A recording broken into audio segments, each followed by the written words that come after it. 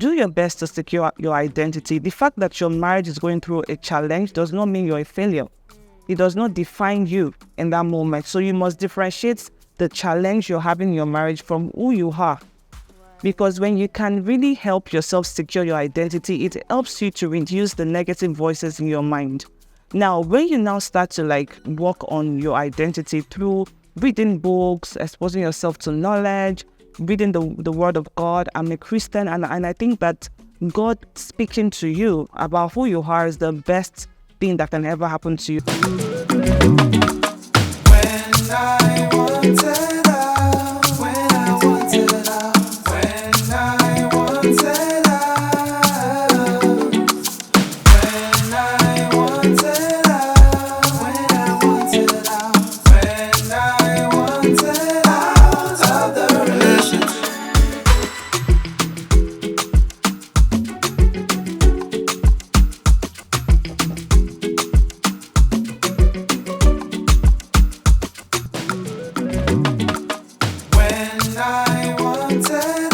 Hi, welcome again to another episode of the When I Wanted Out talk show. I'm still your host, Teleola Kola-Edun. On this episode, we're discussing a topic titled How to Navigate a Difficult Marriage. Now, to discuss this topic with us is a guest known phenomenally for what she does as a marriage therapist. Her name is Mrs. Mike Folagbade. She's a family life coach and a counselor. She teaches and empowers both single and married people with godly and practical strategies on how to build a blossoming kingdom relationship and marriage. She's a master practitioner of neuroscience, linguistic programming, and results coach, an associate of family systems engineering, and a certified emotional intelligence and anger management coach. Equally, she's a SYMBIS facilitator who helps engaged and married couples prepare for the before and the after of their marriages. She has written over 7 books, including Get the Ring, Untold Secrets That Wreck Marriages, and Thrive, a prayer, confession, and devotional for manifesting a transformed marriage. She is married to a creative genius, Fola, who is building the next Amazon of Africa through a prominent publishing firm, Warital. The cherry on top, they have an amazing son. Thank you very much, Miss Nike, for coming. Thank you. We appreciate the sacrifice of coming on the show. Thanks for inviting me. Thank you so much. So, navigating a difficult relationship, what would you classify as a difficult marriage or a difficult relationship or difficulties in a marriage? Beautiful question. So I'd like to borrow a few words from a friend of mine. And so one of the things she said is, when you get married and begin to discover a lot of challenges in your marriage, it's important that you define what is going on and define the situation that you're in. So I love the way she put it. She says there are 3 kinds of challenges or 3 kinds of marriages. There's the regular marriage where you're both in love with yourself. There's friendship. It's just 1 or 2 disagreements here and there. And then there is the disappointing marriage, where you had expectations, you thought you shared values, you thought it was going to act in certain ways, but now you're in marriage and you're noticing habits, patterns, and all sort of things that just makes you feel like, did I settle for less? Or I think I missed my soulmate, or maybe there's someone better out there. That's a disappointing situation. And then there's another one which is destructive or restless. This is where there is a lot of, your identity crisis, there is difficulty in communication, there is lack of connection, there is lack of sex, there is narcissism, there is spiritual warfare, and a whole lot of issues. So the first thing is to define the kind of marriage that you're in, because the way you approach a restless marriage is different from the way you approach a regular marriage. Okay, so how would I navigate or survive in these various difficulties? Say I'm married to a narcissist. Say I'm married, we don't have sex in the marriage. Say I'm disappointed. Say I don't love him anymore. I don't love her anymore. So how do we navigate in these times? Because you said it's different. Yeah, so there are different things, and that's why it's important that you don't just take every counsel and just throw it into your marriage. Okay. For instance, if you're married to a narcissist who likes to gaslight, right, and give you silent treatment, and you go for a counseling tip and they say, go talk to your spouse, sit down and have this conversation, you get disappointed because it's going to shut you down. It's not going to listen to you, right? But there's another way to go through it. So I'd say that it gets more difficult when you have a partner that is uncooperative, unstable, and incapacitated to deal with the issues. Now, for you to navigate, the first thing you have to do is to evaluate the patterns in your marriage. Okay. So I sit down and say to yourself, what are the issues we are going through in this marriage? So I like to do me time. I call it my therapy me time, where I say to myself, so for the last 1 month, what are the issues I've been going through in my marriage? Okay, there've been a lot of anger issues. Maybe it's because of burying the resentment, all of that. So sit down and highlight the top 5 issues that you are struggling with. So let's say it's financial issues. Let's say there's lack of sex, there's lack of communication, there's lack of affection, and maybe something else. Maybe your spouse is not leading you spiritually as a woman, for instance. So when you write down these 5 things, these are the surface issues. It's different from the foundational issue. So when you sit down to understand this, you then need to say, so what is really happening? Is it that I'm having too much expectation? Or is it that my spouse is unwilling to make this marriage work? Or is it that we both don't understand ourselves? Or we don't have the resources and knowledge to bring in the skills needed to navigate that issue? So the first thing is to evaluate. Now, after evaluating, and you can see that, okay, maybe I need to do a work on myself, the way I interpret things, maybe the way I'm aggressive towards expressing myself, maybe it's the way I just expect my spouse to act in certain ways and say certain things. And so when they don't do that, I fly off, When you are able to see where you are responsible from your end, and you try to communicate with your partner to say, okay, these are the things I've noticed in our marriage, and I feel like we should do X, Y, Z.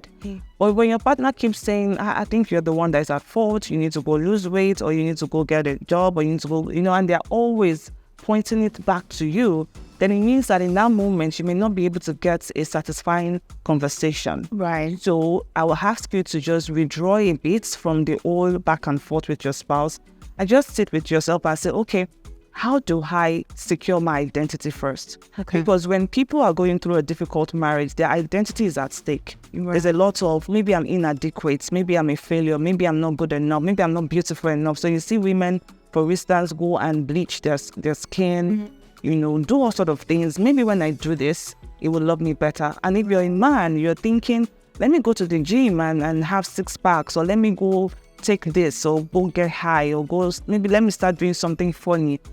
All of those things you're doing is because you think that the problem is in you not being the right partner for your partner. So do your best to secure your identity. The fact that your marriage is going through a challenge does not mean you're a failure. It does not define you in that moment. So you must differentiate the challenge you're having in your marriage from who you are. Because when you can really help yourself secure your identity, it helps you to reduce the negative voices in your mind.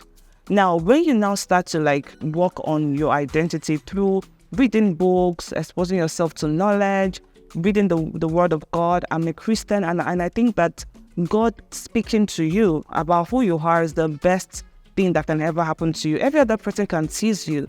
They can pretend to you to make you happy, and that's temporary. But you need a permanent joy that's exuded from within, where you're not overcome by your environment or dependent on your spouse. When you start to idolize your partner and all of that. So when you're able to start getting access to the knowledge that you need, you're able to start exposing yourself to books and resources.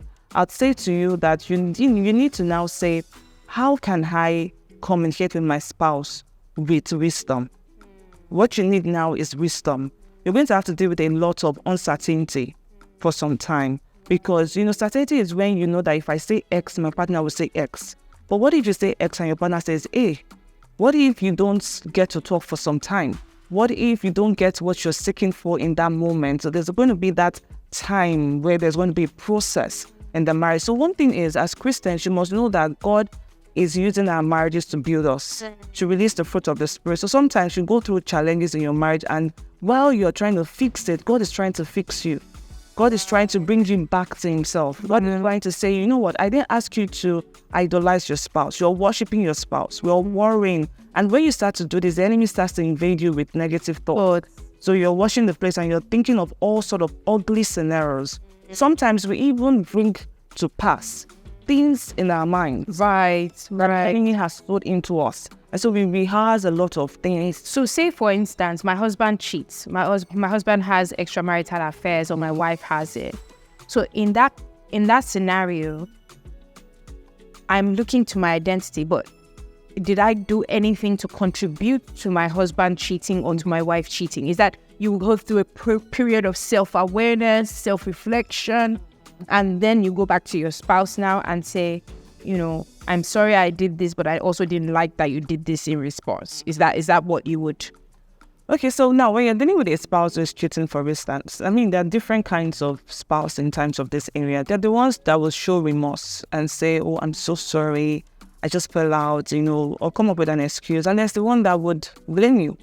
Yes. And say it's your fault, you don't do this, you're fat, you're this. And then we also have another partner that even when you catch them red-handed, it's never true. Yeah, the narcissist. He's a narcissist. They always... They'll make you manipulating, and you start to go crazy, doubting and all of that. So when you're in that kind of, if you're in a relationship where your partner is remorseful and wants to do the work, so now you know that the work you're doing for yourself is to heal, to understand what happened, and the both of you bridge the gap and you go for counseling and therapy sessions. Now that's beautiful. But then when it's the other one where you're blamed, that's when you start to go extra miles to prove to your partner that you're the best thing ever. But the more you do it, the more your partner continues to cheat on you, right? Yes. And so what I say when it comes to cheating is it's very clear in the Bible and even in the policies for marriage that if there is adultery, you could leave. But we know that not everybody leaves, right? And so you have to make a decision. Do I want to make this work or do I want to leave? Okay. So what I'm hearing you say is that there has to be a lot of introspection. Yes. Whatever difficulty you face, there has to be a period where you're actually examining your own self. Yeah. Right? So now, it's not so much on what my partner does, because you gave me different scenarios of the kind of partner. Sometimes people are in that partner, narcissist partners, where it's like you didn't see nothing. Or you could be in the one where they will blame it on you, but in any which way, you're saying start with introspection. So the reason why we're doing that is whoever is listening to me right now is listening for themselves. Yes. Not listening for their partner. Because if you're with a partner who is manipulative, there's nothing you hear from me. If you table it to your partner, they're still going to blame you again. Yes. So your partner has a work to do on themselves. Right. But they're not the one listening to me right now. You are the one listening to me. So you're going to have to make your partner, so why are you doing this? What's happening? And you see, what then happens is there's a lot of tug of war. There's a lot of control. You want to start checking the phone. You want to get investigators. You want to put yourself in that situation where you're having hypertension, you have BP issue. And that's why I would say to you, that method only worsens the case. It doesn't really solve anything. So what is that one thing we should do first? You have to make a decision first if you want to be with the person or not. If you're going to be with the person, then the work you're going to do is a work on yourself. To find yourself and to fall in love with yourself, to go get your life better, have friends, get support system, learn, and just take the marriage like, okay, you just stay here first. I have to do something on myself. Because the more you're trying to control your spouse, to say this thing you're doing, you're going to continue to fight. And then before you know it, a lot of things will go wrong in that marriage. Yeah. So I really love what I've heard so far, which is you're in a difficult situation. We're going to make a decision. Is this marriage worth saving or not? Do I want it or not? And if the answer is I want it, then it is fix me first, not fix the spouse. So we're going to take a quick break and we're going to come back to dive deeper into this issue of how to navigate difficulties in marriage.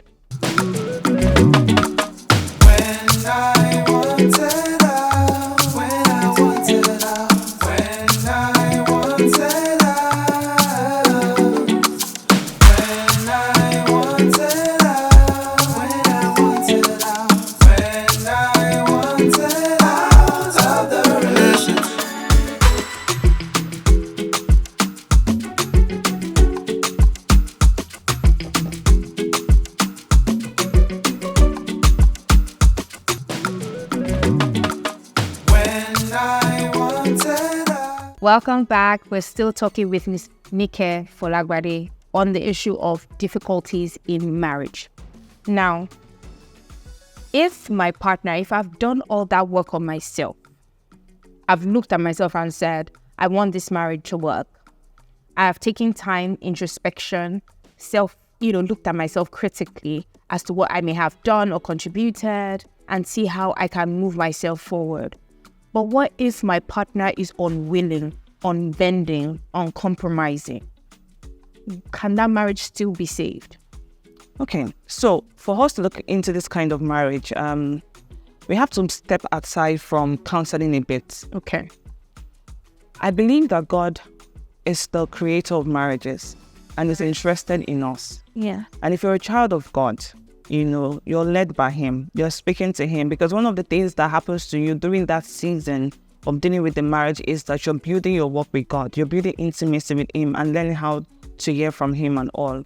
Now, if you're in a situation whereby your spouse is uncooperative, the first thing I'll ask you to do as a believer is, Lord, what is your stance on this marriage?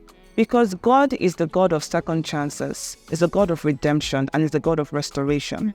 There are marriages where the issues happening in that marriage is a product of a generational influence, family pattern. In this kind of situation, God needs someone to be the repairer of the breach. He needs someone to host his presence. That's right. So in that moment, you want to step back and sit with God to say, what is wrong? So I'm going to give you an example. So one of the women that I coach, wanted to get married to this man. And because she's close to God and she speaks to him, the Lord made her know that this person she's about to marry, in their family, they have delayed conception. So you can be in that marriage for 10 years and there's no child. And that's how it is for all of them. Right. And God says, but I want to heal you to break that covenant. And she had to do some prayers. She had to deal with some things. The Lord revealed stuff to her. And based on that, she got into that marriage. And in the first year, she got pregnant. And other wives comes and say, what are you doing? What did you do? How did that happen? Because even the first one does not have a child yet. You understand? And she starts to say, it's a spiritual work. It's not physical. It's not this, you trying to take a bow and taking all sort of things that you're trying to do, right? Now, I'm going to bring this into what we just said. If you are in a difficult marriage and you're a believer, ask the Lord what the problem is. Because you might be in the middle of a spiritual warfare. There are marriages and there are families where there are, I call it, covenant of disunity and separation. Marriages don't stand in those homes, no matter how good you are. And so you notice that everything you're doing is like wasted effort. It always bounces back. The partner itself begins to act like a narcissist. Mm-hmm. Let me shock you about narcissists. The reason why psychologists say that there's no solution to it is because they think it's purely scientific. But it's a mixture of psychological issues and spiritual issues. Right. The reason why it's difficult to break is because the spiritual part of it has to be dealt with before the person can get through therapy and all of that. You understand? Because no matter what you're saying, the person doesn't see what you're saying. That's true. There's nothing wrong in what they are doing. So in the moment while they were growing up, experiencing rejection, dysfunctional homes, the enemy steps in that moment and becomes the void, takes over the void in their heart. And so they grow up together like that. Mm. And everything about them is blinded. So they see the world differently. So they come into this marriage and no matter what you say, they are not wrong. You are the only one that has a problem. They cannot apologize because it is shameful for them. It means that something is wrong with them. And they don't want to believe that something is wrong with them. So it even sounds more like dealing with an insecure man as well. It's like you dealing with a baby, with a child. A child just misbehaves and doesn't think there's... I saw a child somewhere yesterday in a mall and this very little girl was lying on the floor. Okay, in the bank. She was lying on the floor and she was happy. She was enjoying herself. And mother didn't even bother. She just left there. I looked at the child and said, this child does not know that this is not right. You're in the public. Yeah. She's just there. That's how it is for them. Everything they are doing, it looks like, they just act very... If you're with them, there's this environment of hopelessness and overwhelm that they come with. There's this darkness around them. And that's one of the reasons behind my assignment. Because God says to me, I'm sending you to the marriage space, not just to function the way others are functioning. I want you to teach people how to host my presence in homes, because the darkness that has stepped into marriages have become too much. So speaking about your assignment being how to host the presence, can you give us in a few minutes, how do we host the presence? Like if it's wife that is spiritual, husband not as much, or if it's husband that is spiritual, wife not as much, how do we ensure that the presence of God is hosted in every home? Okay, so now the battle between the narcissist and the other person is the battle of light versus darkness. Okay. And you know how Paul says, what has light got to do with darkness? Mm-hmm. What has Belial got to do with Christ? So these are two kingdoms in a marriage setting. Now, when God says you should host this person, he's saying, become one with me. Right. You are my bride. Right. When you become one with me and build intimacy with me by, spending time to fellowship with God, reading the word of God, asking questions, journaling, worshiping, and just giving yourself to the Father, where everything you do is in sync with Him. So that means you want to have a conversation with your spouse. Right as you're trying to have that conversation, you're even speaking to the Holy Spirit. You're saying, so what should I say right now? Because, he's never going to accept that something is wrong. And this could be a man or a woman, right? Before, sometimes you see something. You know the way a woman sees that a man is cheating, or the woman, whoever sees it, and you just go over to your partner and say, this is what you're doing. Something is wrong. If you're working with God, He can tell you, don't do that. It's not time. It's not time. I want to show you more. And I won't tell you why. So that when you want to approach the issue, you don't approach it from a place of you are the victim. This person is actually the victim. They are actually destroying themselves.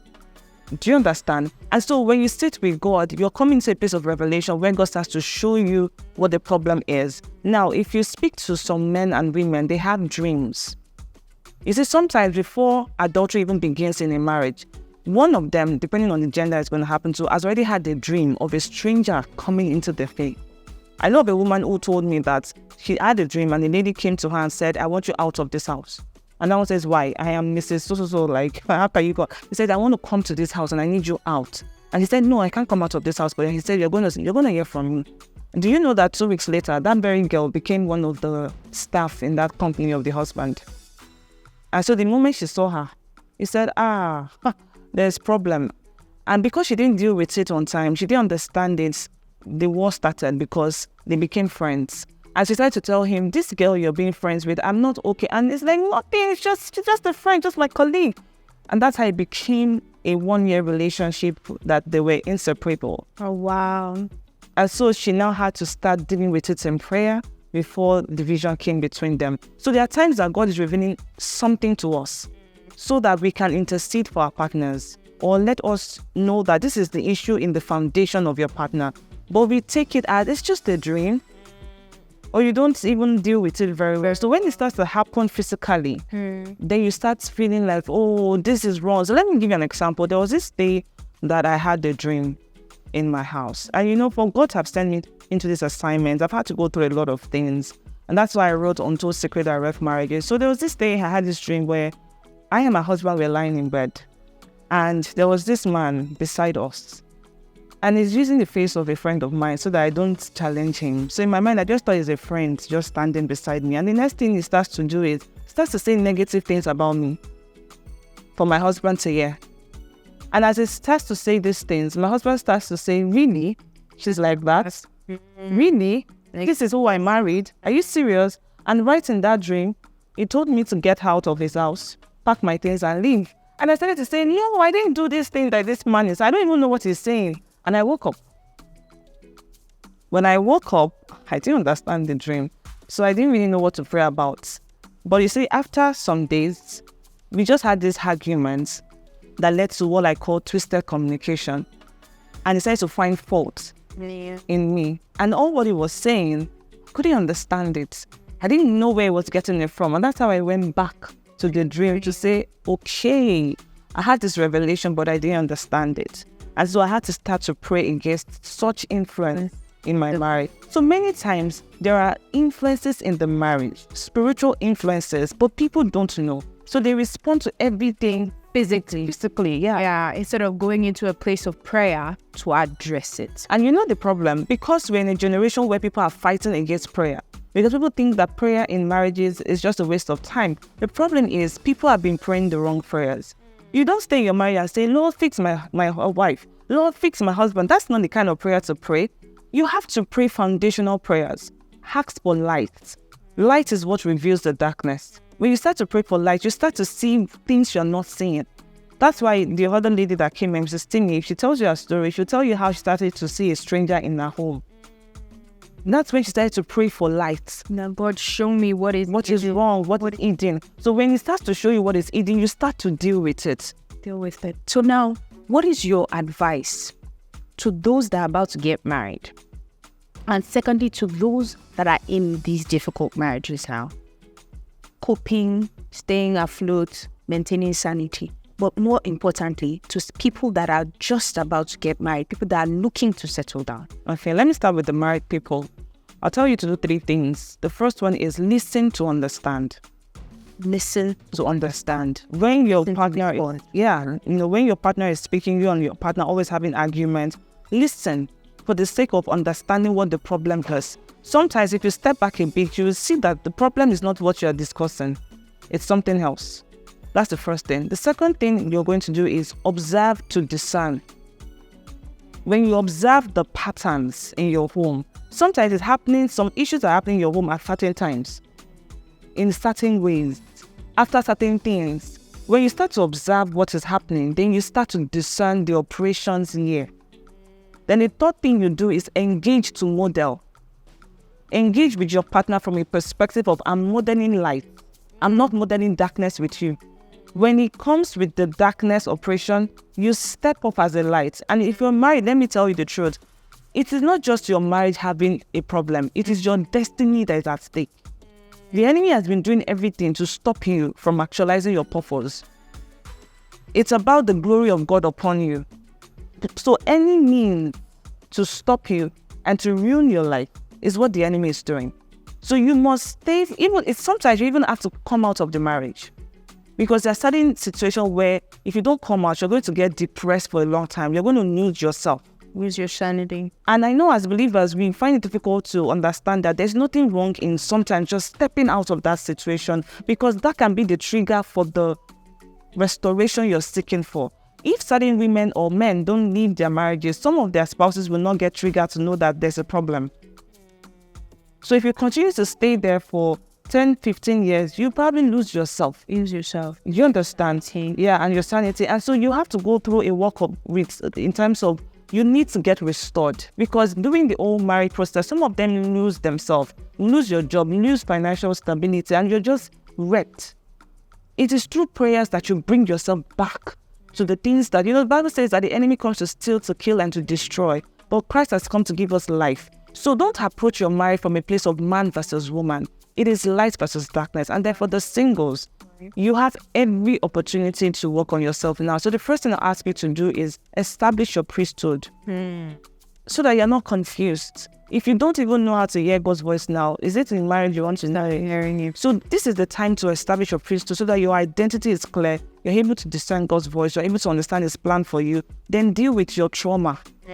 Everybody has gone through one kind of trauma while growing up, and you want to be sure that you have healed. If you don't heal, you go into marriage and the baggage plus baggage is extra baggage. You understand? So you have to deal with your trauma at that moment and then learn about marriage. Learn about temperaments.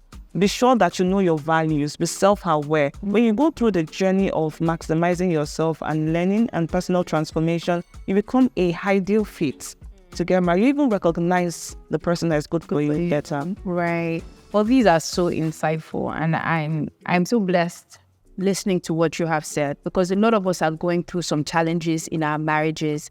We're looking, and the thing is, we're looking for advice everywhere. We're challenging our spouse face to face. And Mystica is trying to explain to us that you have to stand in a position of light. You have to ensure that your prayer is top notch. You're not fighting a battle in the physical. You start first in the spiritual. You handle it in prayer before you approach this person, because constantly doing something and it's not resulting change, you keep doing it, it's not resulting in a change, then you need to change the modus operandi. Yeah. You need to go back into the place of prayer and handle the situation. And for those of us that are looking to get married, there are certain things you need to do. You need to be able to hear from God, like Ms. Nike said. You need to be able to have a relationship with God. You need to establish a place where you understand God's voice, know God's voice, discern God's voice, so that when you get into marriage, you're also in a position where you can handle situations as they come. God is already leading you and teaching you before you get to those situations. So I do hope that this has been a blessing to you.